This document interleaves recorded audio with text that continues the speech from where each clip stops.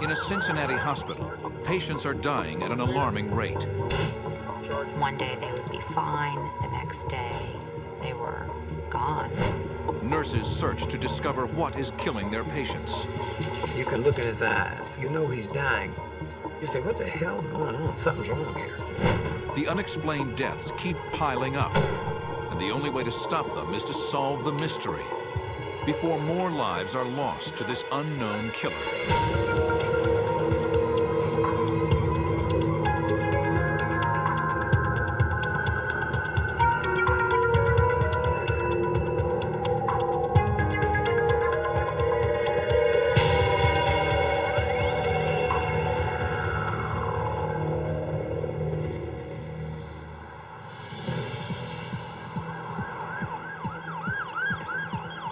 Cincinnati, Ohio, 1986.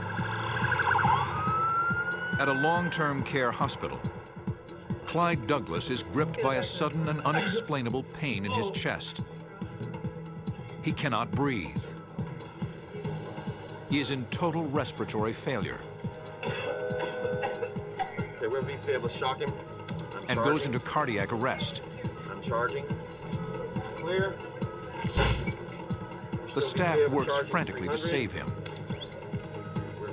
They do all they can.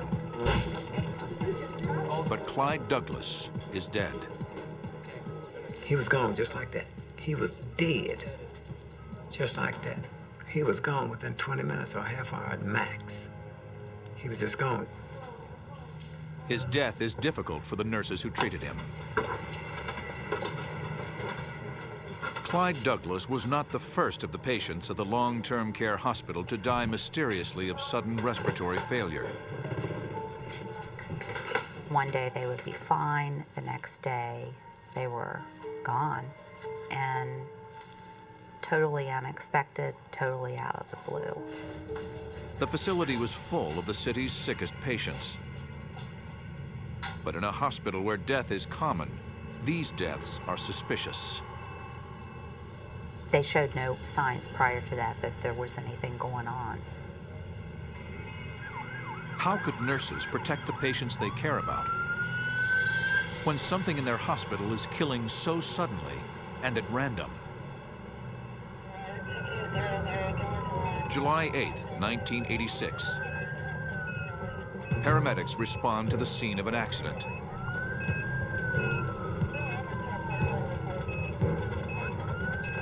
"44-year-old John Powell is slammed by a car while riding his motorcycle to work. When paramedics arrive, Powell is unconscious and unresponsive, suffering massive head and chest injuries. The hospital is only minutes away, but there is little hope that Powell will survive. At the hospital, doctors prepare for the incoming trauma patient. Riding without a helmet, Powell's head smashed against the concrete. He was then dragged over the pavement, producing multiple deep abrasions. Powell's injured brain is beginning to swell, and doctors know without immediate surgery to relieve the pressure, John Powell will die. John's wife is notified of her husband's condition. When I arrived at the hospital, John was in surgery. I was told that his condition, it was a life and death situation. Heather, my oldest daughter, she started to pass out, and Holly, my other daughter, was almost hysterical, and my son was just speechless. John Powell miraculously survives surgery and is moved to the intensive care unit. I really didn't know if he was going to make it at that point. But his prognosis still doesn't look good. I was just concerned, though, because it didn't look good, but he had just come out of surgery. He was swollen and very bruised. For his wife, Patricia, it is a shock to see her husband incapacitated. He was an assistant scoutmaster, and he liked wildlife, and he loved camping and the motorcycle. He was a rock. Weeks pass in intensive care, but Powell does not improve. Doctors tell his wife that if he does not begin to make some progress, he will have to be transferred to the long-term care facility, the same one plagued by a rash of mysterious deaths. Because we're all rooting for you. It was a long-term care facility that had a lot of people that were not expected to survive. This facility was a place for the chronically ill, the elderly, and patients that were incapacitated or in comas. Very few that came to that hospital were expected to leave. Very few did leave. Most of them he took down to the morgue. The public perception was that people were sent there to die. But even at a place where patient deaths were common, the recent number of sudden respiratory cases were staggering. I would take about 3 a week from 2 different floors to the morgue. We can't do any defibrillation. Was the hospital staff slowly recognizing a silent killer lurking at their hospital? Even if they were, there was no way to stop it, and no way to predict the next patient to fall. The killer strikes at random and without warning. The smallest sign of distress turning deadly in an instant. An orderly notices Leah Matthews struggling to breathe. He asks the nurses to respond to the patient. Maybe come with me. Only a few hours earlier, Matthews was stable and recovering well. Matthews? Nurses rush to the room, Matthews? but it is too late. Matthews is dead. The official cause of death is respiratory failure. But no one can explain why Matthews' lungs and heart suddenly failed. If you got a spiked temperature and your respiration is erratic, blood pressure shooting to the moon, they may give you this in an IV to take care of the blood pressure, this for the respiration, or something to combat all these symptoms. But if you're doing all these things normal, and then bam, you dead. It don't happen. Back at the intensive care unit, doctors caring for John Powell have no choice but to ask John's wife, Patricia, to consider transferring him to the long-term care hospital. There wasn't anything more that they could do at that point, but he needed to go for rehabilitation. Patricia finally agrees to transfer her husband. She has no idea it is the same hospital where patients are mysteriously dying of sudden and unexplained illnesses. After a horrifying motorcycle accident, John Powell spent 6 weeks in a Cincinnati hospital, struggling to recover in an intensive care unit. When doctors finally felt they couldn't do anything more for him, they recommended his transfer to a long-term care facility. You can come in now. When Powell arrived at the hospital, nurses knew his injuries were severe. There were lots of bandages that had to be taken care of. He also had a feeding tube in his stomach, and that required a lot of care. But even with the odds stacked against him, Patricia Powell believed her husband was getting the right care. The nurses and nurses' aides were so good to John, and they were so good to the whole family. And I felt that he was in a good place. I really did. And we visited every day to be with him, so I sort of felt like, you know, we were one big happy family. Just as John was arriving at the long-term care facility, other patients with severe head trauma joined him. Leon Nelson was transferred there after brain surgery left him in a coma. Nelson's wife, Sandra, had heard the rumors about the hospital. Well, I didn't want him to go there because we had always heard that you just went there to die. Over time, Nelson's condition stabilized. I would go and visit, and I would talk to him because the doctors told us that he can hear you. Just talk to him about what was going on in our lives, and what was happening. Sometimes I would go and I would wash his face, not because it needed, just for something to do. But we would talk with him. I really need you to try to get better. Leon Nelson's daughter, LaShawn, who was at the time in her teens, was devastated by her father's condition. And we need you at home. So I'm the baby girl and very close to my dad. I was just spoiled, absolutely spoiled. I could go to him and say, Daddy, and he would just say, okay, here you go. And it was just one of those things where I loved my dad a lot. Wherever you saw him, you saw me. So we were sort of inseparable. He was my dad and I was the little girl just hanging on his leg. Sandra and LaShawn stayed by Leon's side, and he started to show signs of improvement. I had hoped that he wouldn't be there long. I had hoped that he would come out of the coma and be able to come back home. Dad? I remember telling him, Daddy, I love you. I'm getting ready to go. And he squeezed my hand 3 times. I was so excited, and it gave me a little bit of hope, that maybe he would get better. Leon Nelson seemed to be on the road to recovery, but things took a major turn for the worse. After several months in the hospital, a nurse discovered Leon had stopped breathing. I thought his condition was stable. I didn't have any reason to believe that he was going to be dead. I mean, I was looking forward to going to see him.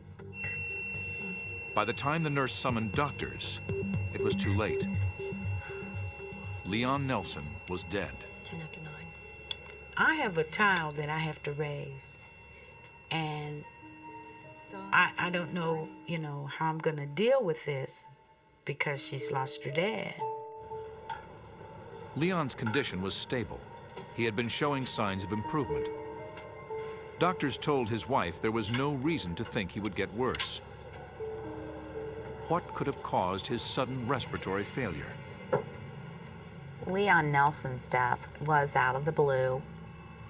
The staff did not expect him to pass away. It was a shock, certainly to everyone on the unit.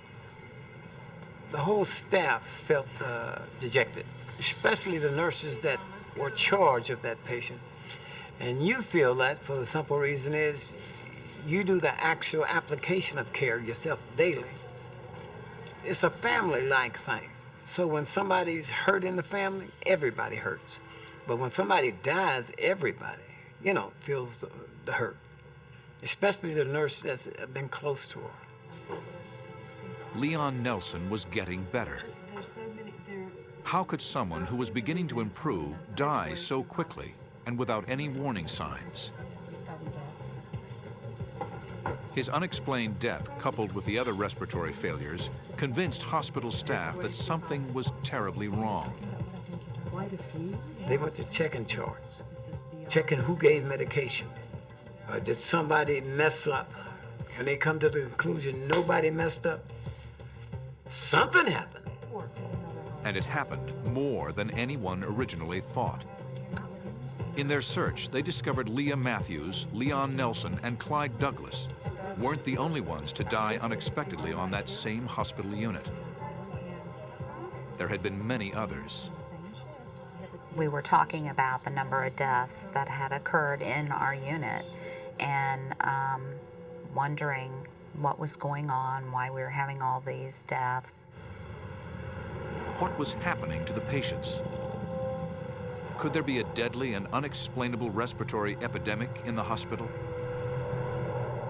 It throws the whole staff into turmoil because you don't know what's happening, but you sense something is wrong. In the midst of the tragic deaths, John Powell, on the other hand, came out of his coma. He began to respond to jokes from the orderlies. Guess who? One day, I walked in and Donald Harvey was there, and he had said, "John, guess what? Your better half is here." That was the first time I really saw John smile. That was the first of many smiles, but he smiled. After 6 months, Powell was gradually showing signs of recovery. We had been told that he wasn't expected to come out of his coma. He defied everything. Patricia Powell kept a diary that she hoped to read to John when he recovered fully. John, we had a good visit. You exercised your right fingers with your left hand. You're progressing more and more all the time. I love you, Pat. But like many of the other patients at the hospital, Powell's miraculous recovery would suddenly stall. Blood in his trach tube. He woke up one morning with a bizarre bout of bleeding and respiratory distress. He would bleed from his trach side and from his tube feed side. Dr. Dre? He was just struggling, and there was a lot of blood. Never could figure out what was going on. It would be severe enough that we thought we were going to lose him. He would be sent to a hospital in an ambulance because we were not an emergency hospital. John Powell's sudden respiratory trauma was further proof that something was terribly wrong. But no one knew what it was. In 1987, nurses at a long-term care hospital in Cincinnati, Ohio, began to fear something was killing their patients. Patients continued to die without showing any sign that they were growing worse. They found themselves battling a mysterious illness that struck at random. Without knowing the source, the staff couldn't protect the patients they cared for like family.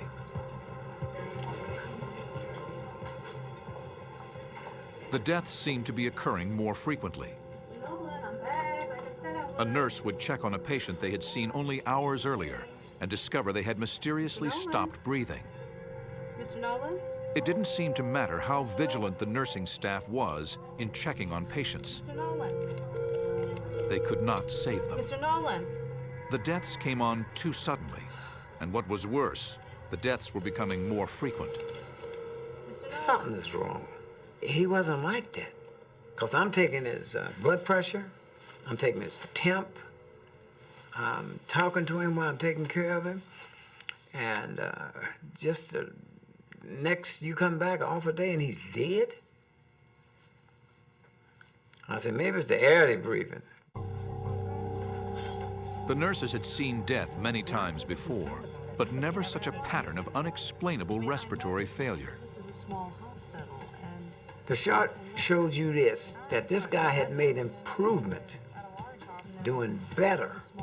One day he's smiling, the next day he's dying.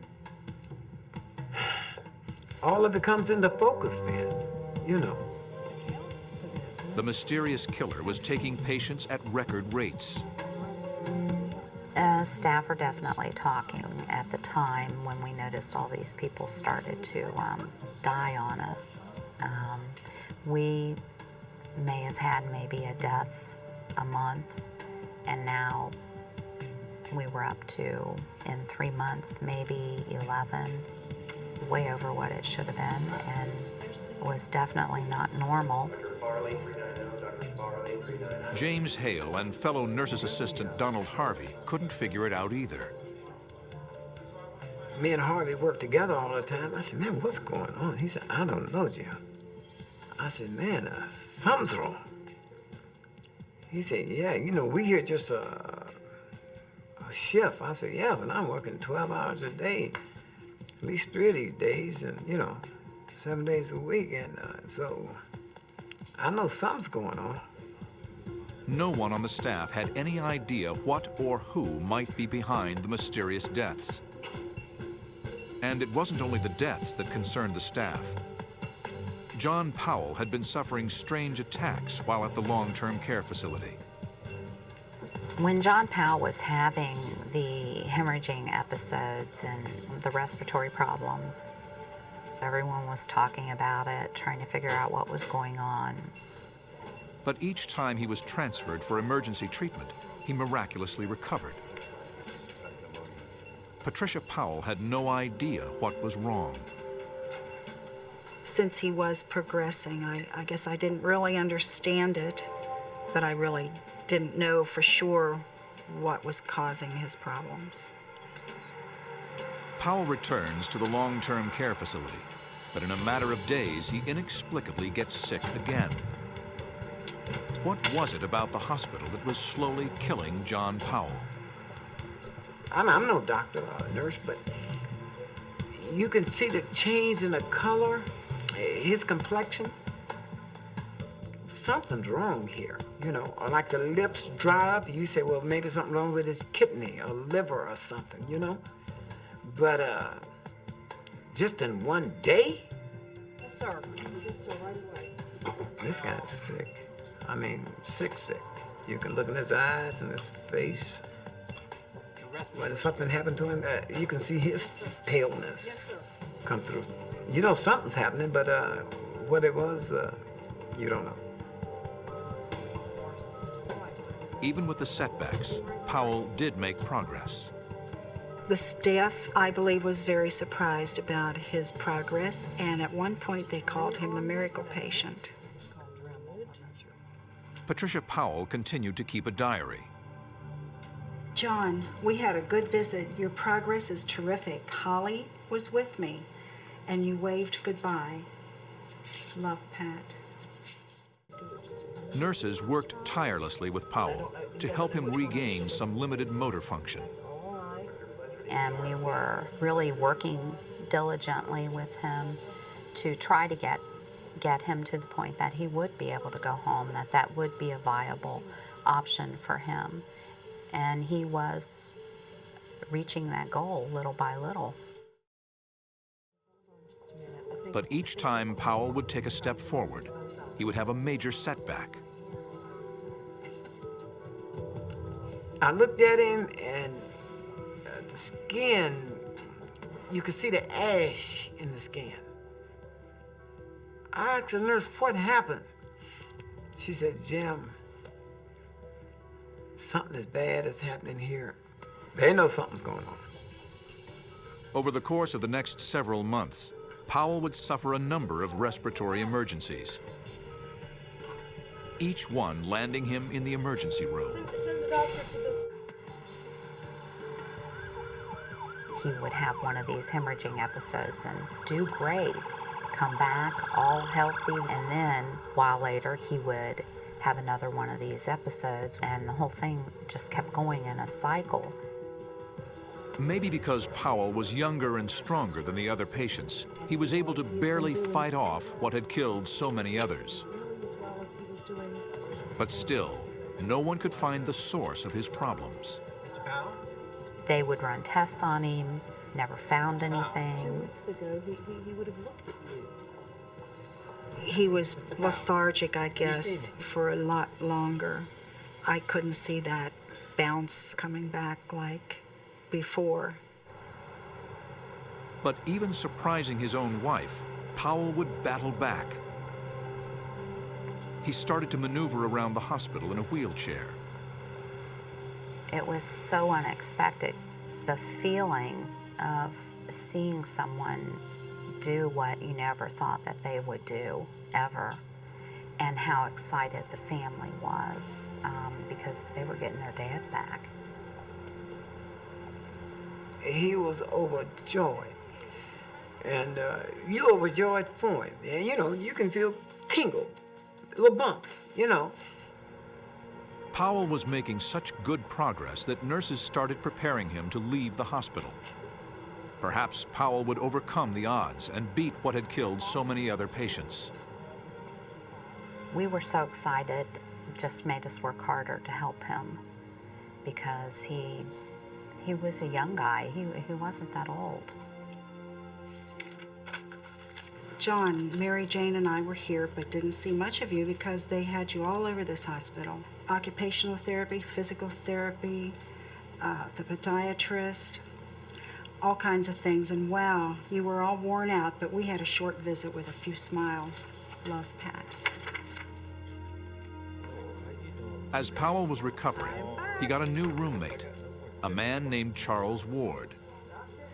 He was one of my favorite residents. One time I tried to give him a TB test, and he told me that he would only let me do that if I went down to the candy store and got him a bag of butterscotch hard candies, so I did. Often we had to do that with him. Like so many other patients, Ward began to suffer breathing problems. Doctors and nurses struggled to revive him, but Ward failed to respond. You look at it and you're perplexed.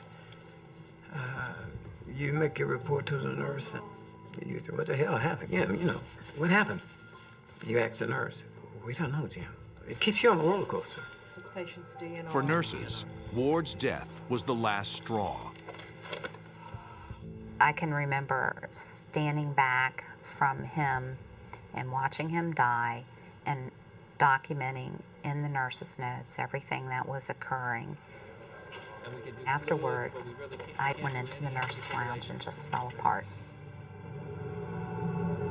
At the hospital, an unexplainable killer is striking randomly and with deadly force.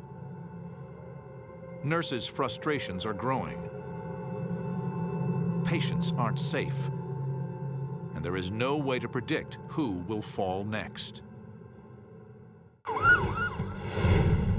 Nurses at an Ohio hospital were working to understand a rash of mysterious and sudden deaths. The most recent patient death, Charles Ward, fit a pattern. It was too sudden to be natural. That was another one of those deaths that kind of came out of the blue. Even patients' family members started to grow concerned over the unusual number of deaths.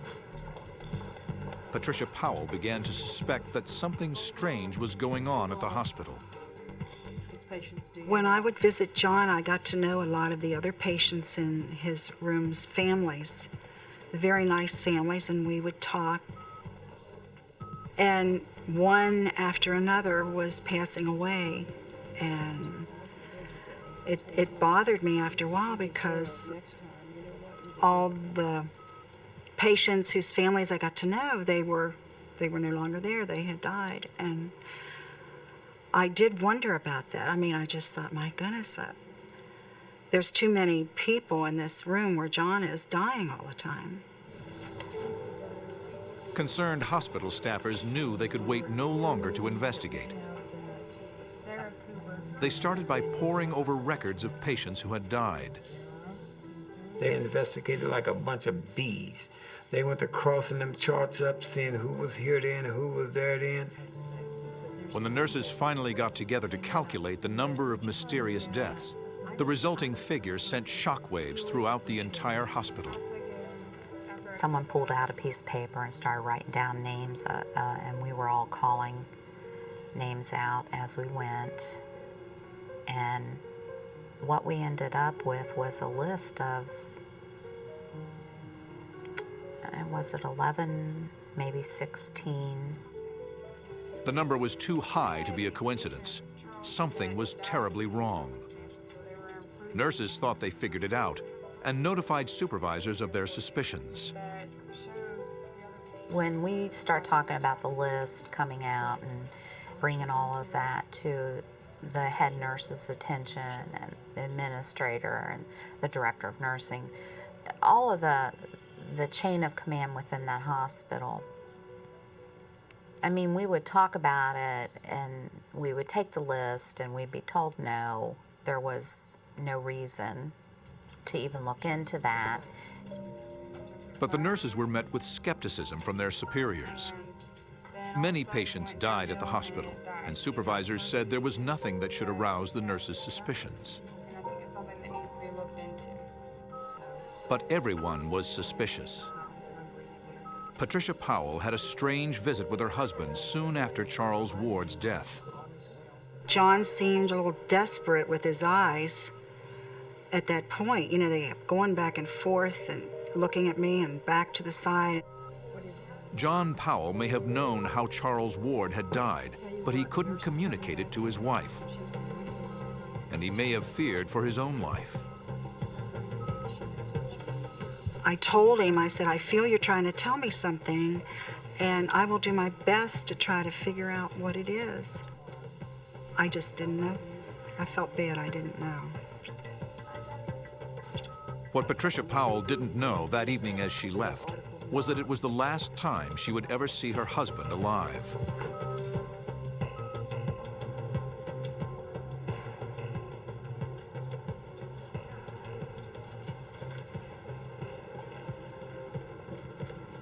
The next morning, nurse's assistant Donald Harvey told a nurse something was wrong with John Powell. Mr. Powell? Mr. Powell? Powell wasn't breathing. Mr. Powell? Mr. Powell, I'm not getting a response. No breathing? They did everything that they could do to save him, Clear. and we knew that he wasn't going to make it. All clear? You could just tell that he was slipping away little by little, and he knew that. He was crying, No pulse. Put and up he the was 300, such a please. fighter. Clear? The one thing that always stuck with me through that was watching him cry. I received a call from the hospital. A doctor had told me that John had just died about a half an hour earlier. I just wasn't expecting that. I knew he was having a little setback, but I just still didn't expect him to die. They asked me if I wanted to come to the hospital and see him, but I was in a state of, I knew I had to try to break the news to the children, and I just couldn't go back to the hospital that morning in the state I was in at that time. We're going to call the code. Hospital staffers took Powell's death 428. extremely hard. When he passed, I just felt the hurt. I could see him with that one arm in that wheelchair. I could see me helping him back in bed. The nurses were infuriated. Nurses scoured their charts and medical records to make sure Powell's death wasn't the result of a medical error. I mean, they went to checking charts, checking who gave medication. Did somebody mess up? And when they come to the conclusion nobody messed up, something happened. I mean, they were hot. And you could see the air was heavy. I mean, from one end to the other end, that air was thick. Something happened to him. Frustrations led to finger pointing. They quiz each other. They want to see the evening nurse, the night nurse. They sat down there. Look. They said, no, this is what we did. And they checked medication that's out. Medication was here. And they crossed this medication. No medication is missing nowhere. Nothing is out of line. When nurses realized they had made no medical errors in Powell's case, they put their hopes in the autopsy to give them a clue as to the cause of his mysterious death. Because Powell's death resulted from an accident, the law required an autopsy. As the coroner, Dr. Lehman made an incision in Powell's stomach. He was struck by the aroma of almonds. It was something he hadn't encountered since medical school, and it terrified him. And it was a scent that signaled a huge break in the case. He was very ill, he was expected to die. Cyanide just shouldn't be there. The toxic poison cyanide makes it impossible for the body's cells to use oxygen. So people with cyanide poisoning are literally suffocated. The cyanide could only mean one thing. A murderer was running loose in the hospital. But if other patients had also died the same way, they weren't only dealing with a murderer. They might be looking for a serial killer. In 1987, nurses at a Cincinnati hospital were concerned about a rash of deaths on one particular unit. 44-year-old John Powell, who miraculously emerged from a coma, had suffered mysterious bouts of bleeding and breathing problems. Mr. Powell. Within months of arriving at the hospital, he began to hemorrhage and suffer respiratory failure. Within hours, he was dead. An autopsy by the medical examiner detected cyanide in Powell's system. But at first, he couldn't rule out the possibility of suicide. But how could Powell have killed himself? Mr. Powell could not swallow. He could not take anything by mouth. The only way to get in the stomach was through the gastrostomy tube. Somebody had poured the cyanide into his feeding tube. John Powell had been murdered. All indications are You have now a sense of urgency because if somebody kills one person, they could kill another. Following standard procedures, detectives started with the question of motive. Who would benefit from poisoning John Powell? The only people who would have any reason or motive for that would be family members. 2 weeks after John Powell died, detectives showed up at Patricia Powell's home. They showed me their badges and told me they wanted to talk to me about some medical records of John's. There was a few things that they wanted to go over with me. As the interview progressed, Patricia Powell learned that her husband had been murdered. I just couldn't believe what I was hearing. My heart was beating real fast. It was bad enough that he died, but to find out that someone took his life, it was devastating. Incredibly, police seemed to believe that John Powell's devoted wife, Patricia, had killed him. They read me my rights. It was a horrible experience. It was like a nightmare. Patricia Powell insisted she was innocent. She would never harm her husband. To prove it, she agreed to take a polygraph test. It confirmed her story. Without any solid suspects, detectives interrogated all doctors, nurses, and orderlies who had access to John Powell's hospital room. We did some background on some of the medical people there, brought those people in that we felt might have at least believed in euthanasia. Or we had interviewed about 32 people. One name came up repeatedly. A man who had easy access to all the victims. A man who had worked at the hospital for years.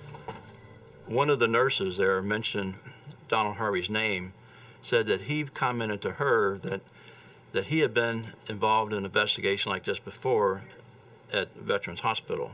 That's where he worked previous to that. This was the same person nurses had suspected earlier.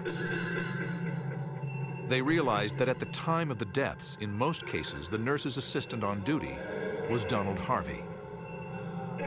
We realized the common denominator was Donald Harvey. There was quite a lot of discussion about Donald and whether he would do something like that. It was too terrifying to consider that Harvey was murdering patients. I was defensive. I said, why would you say that about him? He was an excellent artist. I mean, he was meticulous in everything he did. You know, he was just, he was tip-top. It never comes across your mind that somebody would intentionally hurt one of these patients. You couldn't even conceive that. But no one could argue with the evidence. And when they called me in and laid it down, you'd have to be blind not to see. Harvey had even heard about the nurse's suspicions. There were times that Donald Harvey would kind of joke about it among staff and make little comments, and as if it, to kind of brush it off. James Hale, whom Harvey called Big Daddy, recalled a chilling conversation he had with Harvey. I said, hey, something's happening to these people. Big Daddy, ain't nothing happened. People in here die. That's what they come here dying. I said, yeah, Donna, but we didn't send a lot of them out here. You got to get used to it, Big Daddy. I said, no, you never get used to people dying. He said, oh, you will. Police decided to investigate Harvey further. They called him in to take a polygraph exam. Y'all are guessing. Detectives told Harvey they knew what was happening at the hospital and how he was involved. After 4 hours of intense interrogation, Harvey finally cracked. He confessed to killing John Powell. I did it because I felt sorry for the guy. Donald Harvey told us during the confession that he used the cyanide and poured it directly into John Powell's G tube, his feeding tube, which it would go straight into the stomach. Tell us about it. It was difficult to believe that a man trusted to care for the sick was murdering the very patients he was charged with helping. The hospital is supposed to be a safe haven, and Donald Harvey was accused of killing the vulnerable and virtually defenseless. At first, Harvey claimed that he killed Powell to relieve his suffering. As the interrogation progressed, his story changed. And during that confession, he commented too that he had poisoned John Powell previously with smaller amounts. And that could explain the reason when we looked at medical records, you could see that some days he wasn't doing well and other days he was. Donald Harvey was booked on charges of aggravated murder and taken into custody.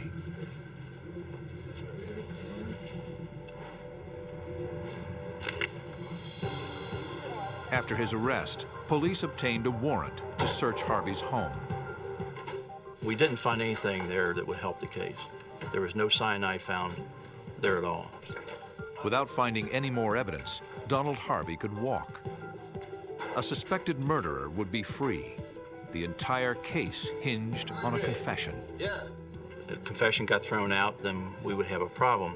We still couldn't find anybody that could actually put him in there with any type of cyanide or doing anything with John Powell.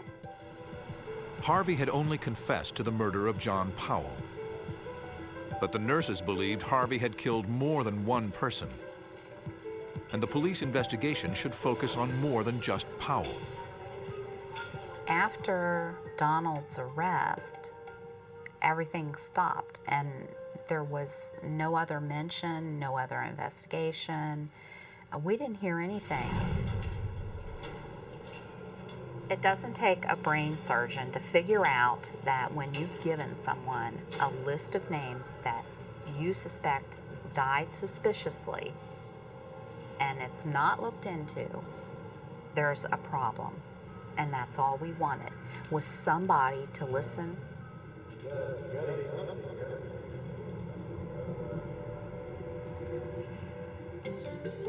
The nurses took their story to the media. Nurse Huber called a local TV anchorman. Yes, I'd be interested in talking. I can remember sitting in my bedroom on my bed, wrapped in a blanket. I was shaking so hard. I could hardly talk. My teeth were chattering. That's how difficult it was to make that phone call. By taking their story to the media, the nurses were taking a major risk that could jeopardize their careers. If they were wrong about their suspicions, there would be dire consequences. But the nurses knew they couldn't stay silent. They gave the reporter a list of 18 deaths they considered suspicious. They also gave him schedules showing that Harvey was on duty when all the patients died. The reporter broadcast the story, alleging Harvey could be a serial killer.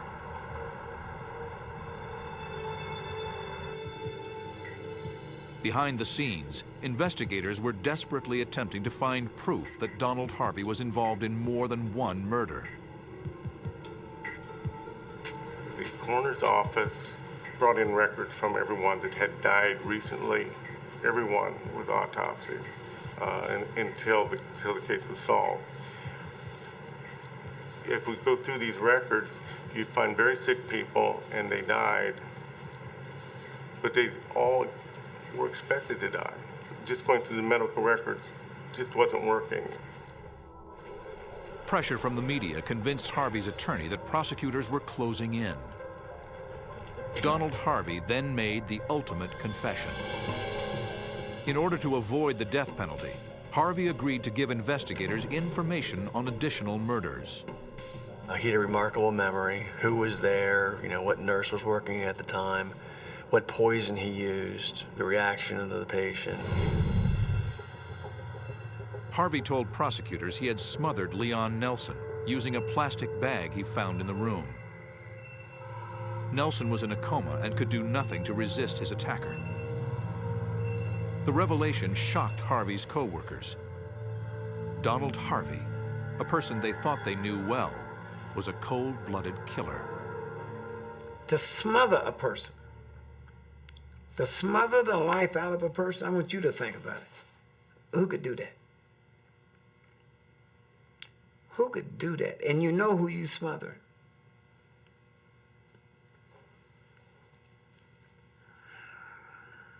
When I found that out, how he died, I had to leave that profession. Harvey then directed police to evidence that corroborated his story. Stuffed in the back of a picture frame was a handwritten list of his victims by dates and bed numbers. He must have kept it as a trophy, a horrible record of his murderous spree. Authorities exhumed 10 bodies. The autopsies found residues of arsenic and even cleaning fluid, further confirming Harvey's confession. On August 18, 1987, Donald Harvey pled guilty to 24 counts of aggravated murder and 1 count of felonious assault. Because he could not be sentenced to death, he received the maximum punishment, 80 years to life. Orderly Donald Harvey tried to explain why he chose his victims. Donald Harvey said that people would bring their loved ones there and leave them and never go back to see them, never cared about them. Well, he lied. He lied. He lied, because there was somebody there to see Leon every day. Every day. Harvey's murders might have continued for years, if not for a keenly observant deputy coroner. And the tenacity of nurses, so attuned to their patients that they could recognize suspicious deaths even in those with terminal conditions. But the case took its toll on all who were involved in it. I never went into another hospital setting. And from that point on, I went to an entirely different type of nursing and started, I guess, over and made sure that I got supervisory training, and from that point on, I was in charge. I see a lot. Through the tragedy of John Powell's death, a serial killer was stopped. I felt that John's death was significant in stopping the killing of any more patients. So I think of that quite often. I guess in some way, he was a hero